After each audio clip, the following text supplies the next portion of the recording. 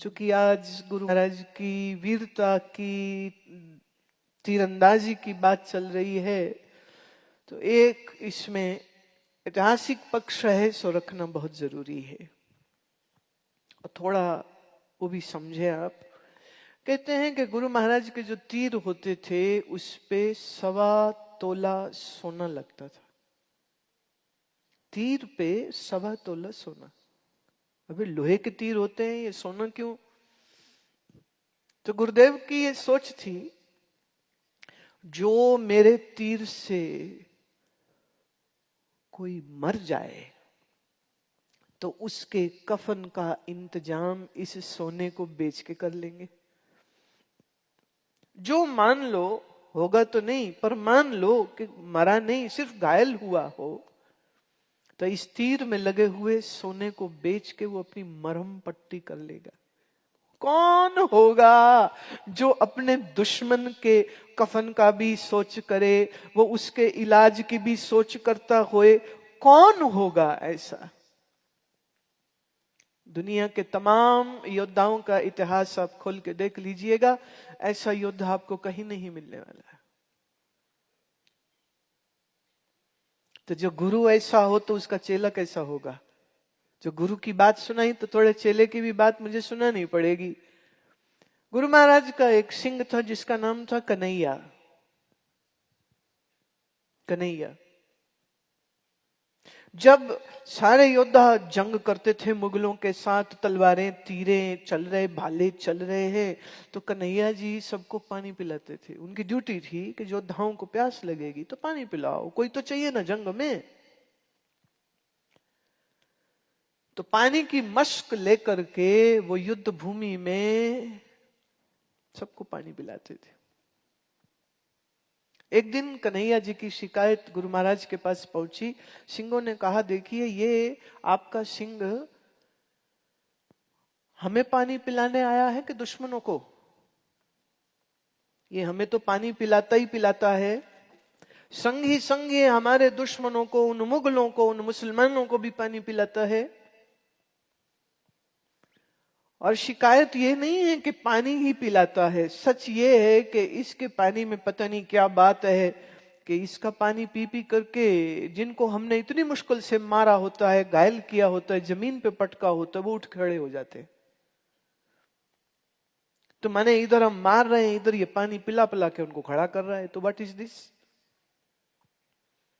गुरु जी कहते, अच्छा बुलाओ कन्हैया को। कन्हैया आया, हाथ जुड़े हुए, आंख झुकी हुई, गुरु महाराज के चरणों को देखते हुए दर्शन करते करते करते पास आके खड़ा हो गया।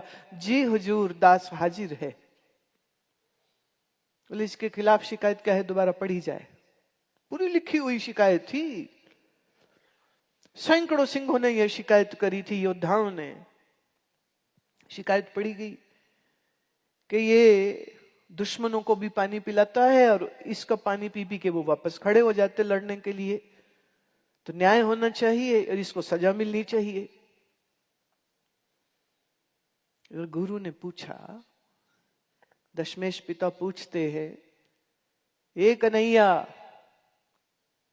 क्या जवाब है तेरा? तो अपनी नम्र सी मीठी सी आवाज से बोलता है, बादशाह दरवेश, ये मेरे सच्चे पिता, मेरे सच्चे सतगुरु जी, मैं जब युद्ध भूमि में जाता हूं तो वह गुरु सिमरन करते हुए जाता। मेरे मन में आप बसे हो, मेरे सपनों में आप हो, मेरे दिल में आप हो। और जब मैं जंग में जाता हूं और आंख खोल के दूसरों को देखता हूं तो मुझे तो आपके सिवाय कोई दिखता ही नहीं है। जब भी कोई हाथ बढ़ता है, पानी, आवाज आती है पानी, और जब मैं पलट के उसकी ओर देखता हूं तो मेरे सामने मेरे कलगी वाले तू दिखता है। और तू मुझसे पानी मांगे तो मैं तुझे दूं नहीं, मैं जिगरा कहां से लेकर के आऊं। मैं किसी मुसलमान को पानी नहीं पिलाया, मैंने किसी सिंह को पानी नहीं पिलाया, मैंने जब पिलाया मैंने तुझे पानी पिलाया। इस जवाब को सुन के शिकायत करने वाले सिंहों की आंखें झुक गई। ऐसी सोच ऐसी सोच।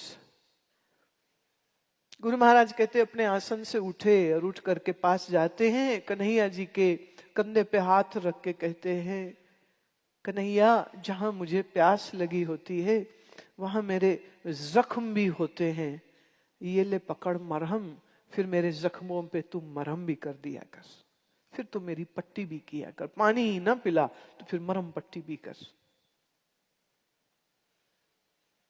मुझे नहीं मालूम रेड क्रॉस का इतिहास क्या है, कभी देखने की जरूरत महसूस नहीं हुई, पर मुझे लगता है कि दूसरे बीमारों, घायलों, वॉर में जो जख्मी होते हैं उनकी सेवा का जो पहल की गई है वो इसी देश में पहल की गई। शायद हिस्ट्री इस बात की, मैंने इतिहासकार जब लिखते हैं ना तो वो अपनी मर्जी से चीजों को लिखते हैं और कुछ चीजें वो छोड़ जाते हैं। तो ये एक इतिहास का पन्ना आज मैं खोल रही हूं कि शायद युद्ध में घायल लोगों की सेवा करने का जो विचार है, जो ख्याल है, वो भी इसी भारत देश में सबसे पहले आया। तो किसको आया है? मेरे गुरु के एक प्यारे सिंह को आया था जिसका नाम भाई कन्हैया सिंह जी था। जब पानी भी पिलाता है तो मरहम भी कर दे, पट्टी भी फिर कर देना। तभी तो मैंने कहा ना, जैसा गुरु वैसा उसका चेला। जो गुरु तीर के साथ सवतुल्य सोना बेचता है, वहीं उसका शिष्य जो है वो जख्मियों पे पट्टियां करता है और प्यासों को पानी पिलाता है। ये गुरु ने उपदेश दिया है, ये उनके हुक्मनामों में से एक है कि अगर तुम राजा हो, माने अगर तुम मेरे सिंह हो और तुम राजा जैसे हो, तो अपने आसपास देखना कोई गरीब तरसता न रह जाए, देखना कोई गरीब भूखा न रह जाए। अगर तू राजा है, तेरे पास धन दौलत है, तो तू देखना तेरे आसपास कोई पैसे की कमी से तड़पता हुआ न रह जाए। तो मेरा सिंह वो है जो अपने आस पास हर गरीब की मदद करता है, हर तकलीफ में पड़े इंसान की मदद करता है। और अगर रुपए पैसे से मदद ना भी कर सके तो प्यार के दो मीठे बोल जरूर बोलेगा। और एक भरोसा, एक विश्वास उसके अंदर भरेगा कि चिंता मत कर प्यारे, अपने मन को प्रभु के चरणों में लगाओ।